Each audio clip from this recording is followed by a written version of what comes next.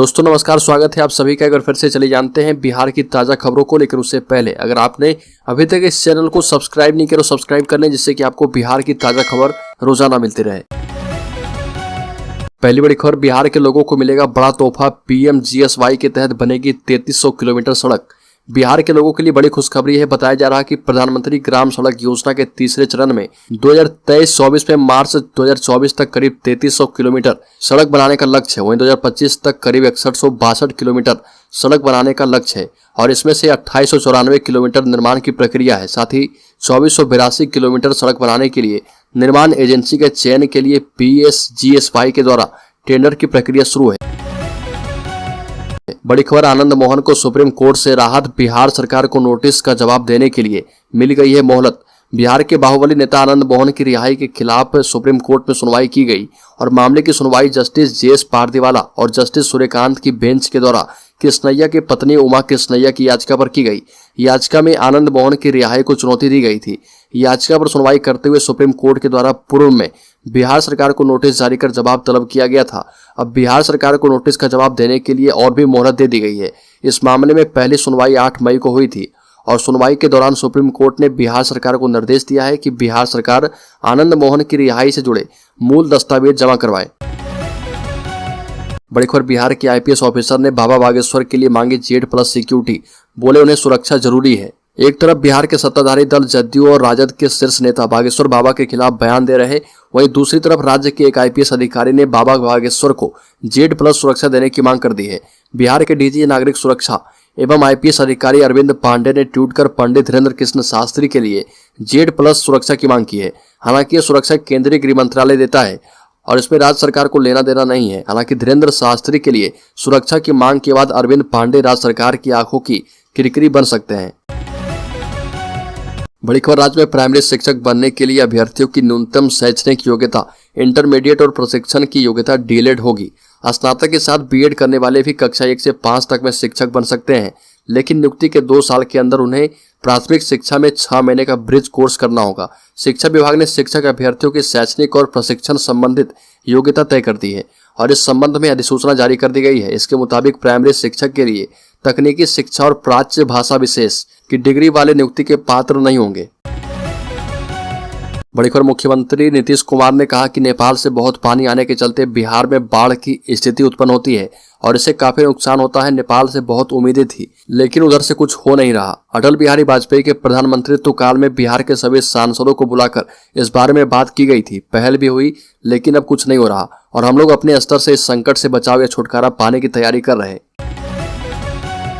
बड़ी खबर, पूर्णिया विश्वविद्यालय 2 कॉलेज में असिस्टेंट प्रोफेसर के 7 खाली पदों पर शिक्षकों की बहाली करेगा। विश्वविद्यालय ने इसके लिए नोटिफिकेशन जारी कर दिया है। विश्वविद्यालय ने DS कॉलेज कटिहार और फर्ग्यूसनगंज कॉलेज में शिक्षकों की बहाली के लिए एप्लीकेशन मांगा है। पूर्णिया विश्वविद्यालय ने जो नोटिफिकेशन जारी किया है उसके मुताबिक फर्ग्यूसनगंज कॉलेज 4 और DM कॉलेज में 3 पदों पर प्रोफेसर की बहाली करेगा।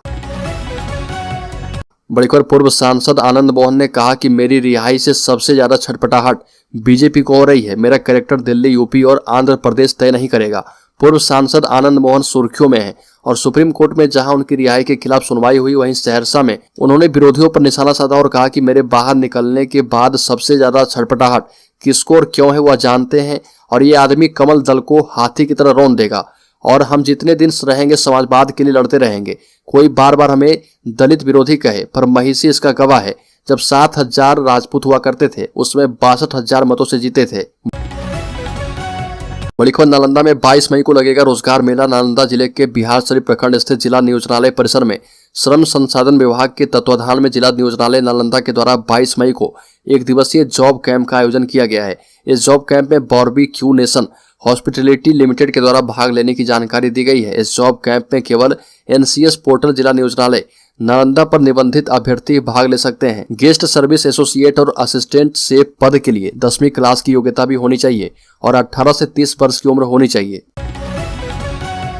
बड़ी खबर, राज्य के सभी मेडिकल कॉलेज अस्पतालों में चलेगा मिशन परिवर्तन। उप मुख्यमंत्री तेजस्वी यादव ने कहा कि 60 दिन के अंदर सभी चिकित्सीय सुविधाएं दुरुस्त कर लें। राज्य के जिला अस्पतालों में मिशन 60 के बाद अब राज्य के सभी मेडिकल कॉलेज अस्पतालों की चिकित्सकीय व्यवस्था दुरुस्त करने के लिए मिशन परिवर्तन चलेगा। मिशन परिवर्तन के तहत 60 दिनों के अंदर मेडिकल कॉलेज अस्पताल के चिकित्सकीय व्यवस्था को दुरुस्त करना होगा और यह निर्देश उप मुख्यमंत्री सह स्वास्थ्य मंत्री तेजस्वी यादव ने ज्ञान भवन में आयोजित समीक्षा बैठक में दे दी है। स्वास्थ्य मंत्री ने कहा कि 60 दिन में सभी मेडिकल कॉलेज अस्पतालों में विजिबल इंप्रूवमेंट होना चाहिए। अस्पतालों में सर्जरी और ओपीडी में मरीजों की संख्या बढ़नी चाहिए। बड़ी खबर, चुनावी रणनीतिकार प्रशांत किशोर ने सीएम नीतीश और डिप्टी सीएम तेजस्वी यादव पर निशाना साधा। 10 लाख नौकरी देने के वादे पर उन्होंने कहा कि तेजस्वी के बाबूजी का राजतंत्र नहीं है जो एक साइन पर नौकरी मिल जाए। उन्हें किसी विषय का कोई ज्ञान नहीं है। सीएम नीतीश कुमार को लेकर कहा कि जिसके अपने घर का ठिकाना है नहीं, वो आदमी पूरे दुनिया में घूमेगा तो ना घर का होगा ना बाहर का बचेगा। प्रशांत किशोर ने कहा कि नेताओं के साथ चाय पीने से विपक्षी एकता नहीं हो जाती। इस दौरान उन्होंने भाजपा पर भी हमला बोला और कहा कि बिहार में भाजपा का कुछ है नहीं, प्रधानमंत्री के चेहरे पर वोट मिलता है।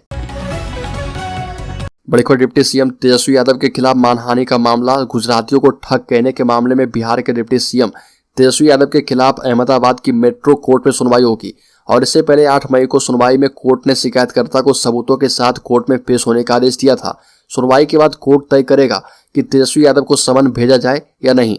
डिप्टी सीएम ने गुजरातियों को ठग कहा था और इसके बाद गुजरात के व्यापारी हरेश मेहता ने बयान पर आपत्ति जताते हुए केस दर्ज कराया था। कोर्ट ने इस केस में सुनवाई के लिए पहले 1 मई की तारीख तय की थी। बड़ी खबर, कर्नाटका में विपक्षी एकता का लिटमस टेस्ट होगा। कांग्रेस सरकार के शपथ ग्रहण में जुटेंगे विपक्षी नेता नीतीश, तेजस्वी भी रवाना हुए।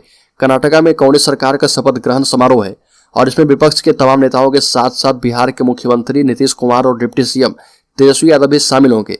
और नीतीश कुमार, तेजस्वी यादव, ललन सिंह और संजय झा कर्नाटका के लिए विशेष विमान से रवाना हो चुके हैं। इसे लिटमस टेस्ट इसलिए कहा जा रहा है क्योंकि आज के शपथ ग्रहण समारोह में देखना दिलचस्प हो जाएगा कि विपक्षी एकता से जुड़े कितने नेता पहुंचते हैं और इससे विपक्षी एकता की मजबूती का पता चलेगा। बड़ी खबर, बिहार बीजेपी की बैठक से 24 घंटे पहले सरकार ने ऊर्जा ऑडिटोरियम की बुकिंग कैंसिल कर दी। इसे लेकर बीजेपी सरकार पर हमलावर है। प्रदेश अध्यक्ष सम्राट चौधरी ने कहा कि सरकार बीजेपी से इतना डर गई है कि पार्टी की बैठकें नहीं होने देना चाह रही है।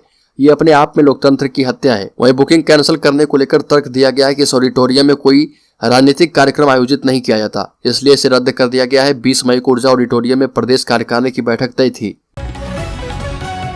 बड़ी खबर, तेजस्वी यादव ने खिलाड़ियों को सरकारी नौकरी में भर्ती के लिए लॉन्च कर दिया है पोर्टल। बिहार के खिलाड़ियों के लिए अच्छी और काम की खबर है। बिहार के उप मुख्यमंत्री ने खिलाड़ियों को लेकर बड़ा ऐलान किया। तेजस्वी ने निर्णय किया है कि अब राज्य के खिलाड़ियों को सरकारी नौकरी दी जाएगी। बिहार सरकार की तरफ से राज्य के खिलाड़ियों को सरकारी नौकरी में नियुक्ति देने के निर्णय को अमली जामा पहनाने के लिए एक पोर्टल लॉन्च किया गया है। इसके बाद वैसे सभी खिलाड़ी जिन्होंने राष्ट्रीय और अंतर्राष्ट्रीय स्तर पर बेहतरीन परफॉर्मेंस किया है वह नौकरी के योग्य होंगे और ऐसे खिलाड़ी सीधे खेल नियुक्ति पोर्टल पर जाकर आवेदन कर सकते हैं। बड़ी खबर, बिहार के जहानाबाद जिले में तिलक समारोह के दौरान हर्ष फायरिंग में गोली लगने से एक युवक की मौत हो गई। मौत की सूचना मिलते ही परिजनों में कोहराम मच गया है। सभी लोगों का रो रो कर बुरा हाल है।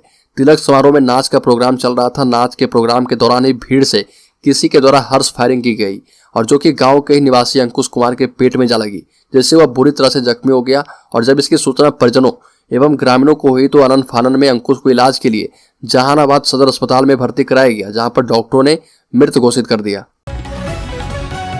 बड़ी खबर, बिहार आए बागेश्वर धाम वाले बाबा के दरबार से लौटी एक महिला ने बड़ा आरोप लगाया है। उसका कहना है कि उसके शिक्षक पति ललन कुमार 4 माह पहले पंडित धीरेन्द्र शास्त्री के दरबार में गए थे, लेकिन अब तक वापस नहीं आए। काफी खोजबीन की लेकिन नहीं मिले। जब पता चला कि बाबा पटना आ रहे तो अपनी ननद रीता देवी के साथ दरबार में पति की बरामदगी की फरियाद लेकर गई, लेकिन कोई फायदा नहीं हुआ। बाबा से मिलने नहीं दिया गया। बता दें कि शिक्षक ललन कुमार दरभंगा में बहेड़ी प्रखंड के बघौनी गांव स्थित वार्ड 2 के निवासी हैं। बड़ी खबर, 9 जुलाई को होगा श्रावणी मेले का उद्घाटन। कांवरियों के ठहरने के लिए शहर में 3 जगहों पर बनेगी टेंट सिटी। मुजफ्फरपुर जिला प्रशासन ने श्रावणी मेले के आयोजन को लेकर तैयारियां शुरू कर दी है। 10 जुलाई को पहले सोमवारी होने के कारण 9 जुलाई को डीएन हाई स्कूल में श्रावणी मेले का उद्घाटन किया जाएगा। इस वर्ष भी टेंट सिटी बनाया जाएगा। इसके लिए 3 स्थानों का प्रस्ताव रखा गया है। श्रावणी मेले के नोडल प्राधिकारी के रूप में अपर समाहर्ता राजस्व संजीव कुमार को गत वर्ष की भांति इस वर्ष भी तैयारी का निर्देश दिया गया है।